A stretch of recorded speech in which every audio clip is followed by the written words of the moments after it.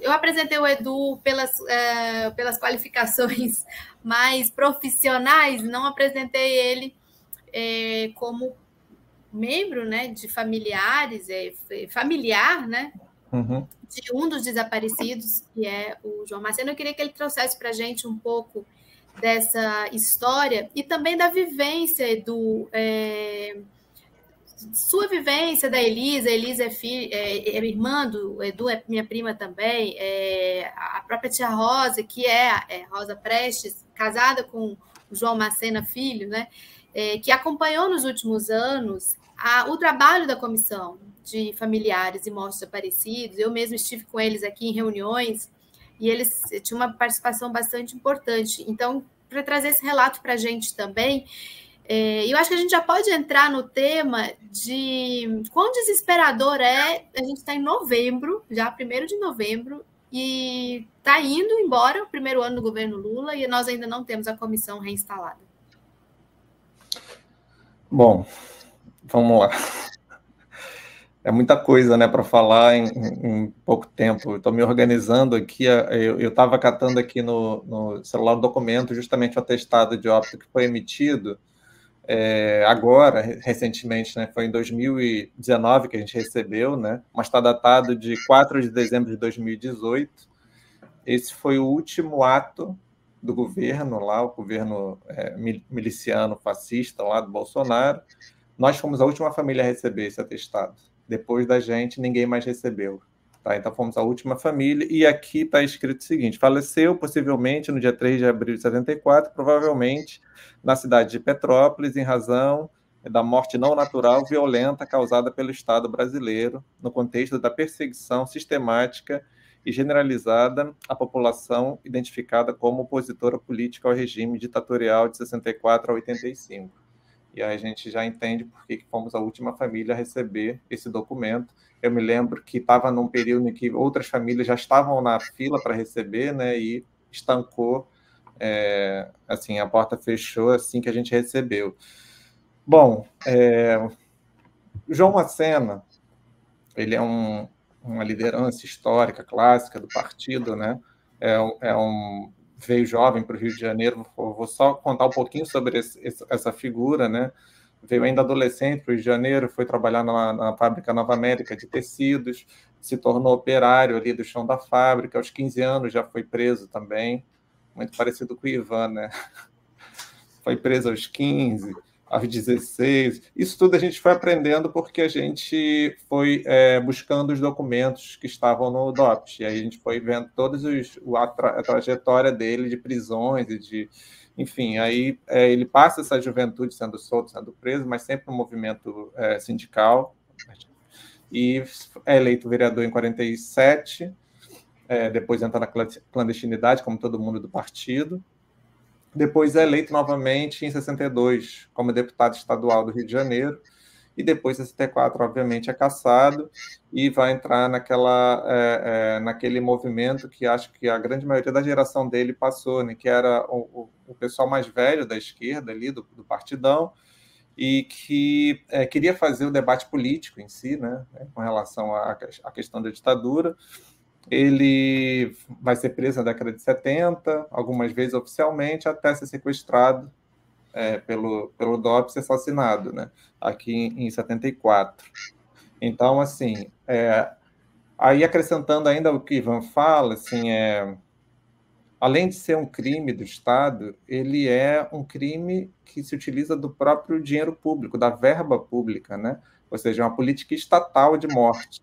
Então, essa política estatal de morte que se estabeleceu, porque muitas vezes eu falo até para os próprios estudantes da graduação e até às vezes do ensino básico, para que eles compreendam a dimensão que quando o Estado ele funciona para matar, ele não funciona clandestinamente para matar. Ele funciona recebendo verba pública para matar.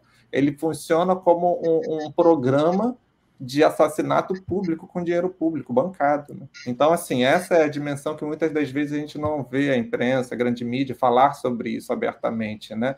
E discutir, debater como que isso funcionava nesse período, né? Então, acho que isso é muito importante trazer para esse debate, porque ele ele demonstra a crueldade do Estado e como ele se estabelece como uma política pública de morte, né? E aí a gente é afetado, também a minha geração, eu não conheci meu avô, eu nasci em 76, ele foi morto em 74, mas eu já nasci no exílio, ou seja, a ação dele, a ação do Estado em relação à perseguição e à violência com ele, vai também afetar não só ele em si, toda a família, né? Meu pai, depois os netos também vão ser afetados, porque a gente vai nascer no exílio, a gente vai morar em Moçambique, no sul da África, em Maputo, especificamente até 1987, porque meu pai não conseguia retornar. Também não adiantava retornar num contexto que ele não conseguiria ser empregado, que foi isso que aconteceu. Ele tentou retornar uma vez, foi impedido de trabalhar aqui, então assim, a gente retornou para Moçambique, que é um país que a gente tem um imenso carinho, que foi quem salvou as nossas vidas. Salvou a nossa infância, salvou a nossa condição humana. Assim. Muito se fala nesse movimento em África das revoluções, né? A Revolução Moçambicana, que foi em 75, aliada ao eixo ali da União Soviética, né? Ela foi uma revolução que, além de ser um processo muito importante ali na África, foi um processo também para os exilados de toda a América Latina. Isso também é pouco falado, né? O quanto os países africanos que receberam os exilados salvaram vidas. Então, assim, olha o processo que essa ditadura no Brasil gera, né? Os tantos de processos, né? Tantos de histórias que ela gera, e as violências que elas geram também, porque elas geraram violência de afastamento familiar, por exemplo, no nosso caso, a gente não podia voltar, não era uma opção nossa, era uma condição estabelecida, ou seja, uma terceira geração, ou seja, os netos sendo afetados diretamente. Isso é uma questão assim que a gente foi perceber há muito pouco tempo atrás, nós como netos, né? Porque é uma violência que ela demora a gente refletir sobre ela e fazer um pensamento crítico sobre essa violência. Então, a força dessa política pública, ela não afeta somente a figura que foi violentada, mas violenta toda a família, e o fato de desaparecer com os restos mortais e o Estado, no pós-ditadura, não dar conta disso, nem com relação à questão da memória, nem com relação à questão da justiça, continua a manutenção desse crime. Então, isso que eu acho que é o tema principal desse debate, né? Assim, como que você, enquanto Estado democrático, você continua na manutenção de um crime cometido na ditadura? Ou seja, a maioria das famílias de afetados, e aí eu digo por frequentar esses espaços, não frequento exatamente uma instituição específica, mas conheço muitas delas, conheço a Diva, conheço a Vitória Grabois, conheço o pessoal da minha geração, que são os netos também, e existem marcas que são muito similares entre as nossas famílias, né? Que são os silenciamentos, o não falar sobre, não conversar com os mais velhos sobre isso, as dores, as doenças psicológicas. Então, todas essas questões também geradas pelo Estado. E muitas das vezes a gente também exime o Estado disso. A gente diz que não, o Estado não foi culpado, ele só foi lá e assassinou uma pessoa, são coisas da sua cabeça. Então, essa construção desse tipo de crime, que é um crime, enfim, mórbido do Estado, que precisa ser debatido. Assim, é como a gente trabalha. E quando a gente entra nos espaços públicos, a gente faz esses debates, e principalmente nos últimos 4 anos, o que a gente escutou, o que a gente viu, o que a gente percebeu, né, foi, na verdade, o reforço dessa ideia que foi encampada, inclusive, pela justiça do nosso país, que deixa aquilo lá como está e sigamos em frente, né? Mas esquece que a gente não segue em frente, as nossas famílias não seguem em frente, enquanto, por exemplo, os espaços de memória, por exemplo, não estiverem prontos.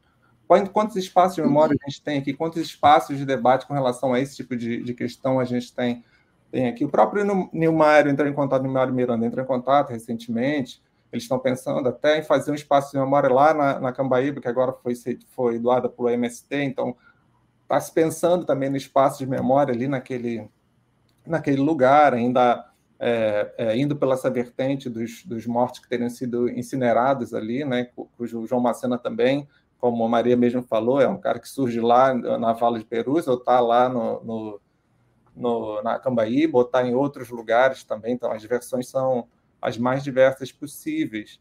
E é como se fosse algo que nunca tem fim. Acho que é sobre isso que o Ivan fala, assim, algo que não termina, porque o Estado ainda insiste em não dar fim a isso, né? Ele não termina porque a gente não quer que termine. Ele não termina porque o Estado simplesmente não quer assumir esse fim, né? Colocar o ponto final. Então, acho que são essas as questões aqui que eu trago para essa conversa e que eu acho que são centrais nesse debate sobre as ações do Estado nesse pós-ditadura. Tanto eu como o Edu falou muito de Moçambique, mas eu queria resgatar aqui também o papel da União Soviética, porque tanto eu como o Edu, nós nascemos na então União Soviética, que foi quem nos garantiu a vida, garantiu a vida das nossas famílias, das nossas mães. Minha mãe tinha 12 anos, acho que tia Rosa tinha 13, por aí, 14 anos, quando foram para a União Soviética. E aí, depois de lá, o Edu foi para Moçambique, ainda muito pequeno, eles foram para Moçambique, e a gente ainda ficou até 86, por aí, que foi quando a minha família veio também para o Brasil.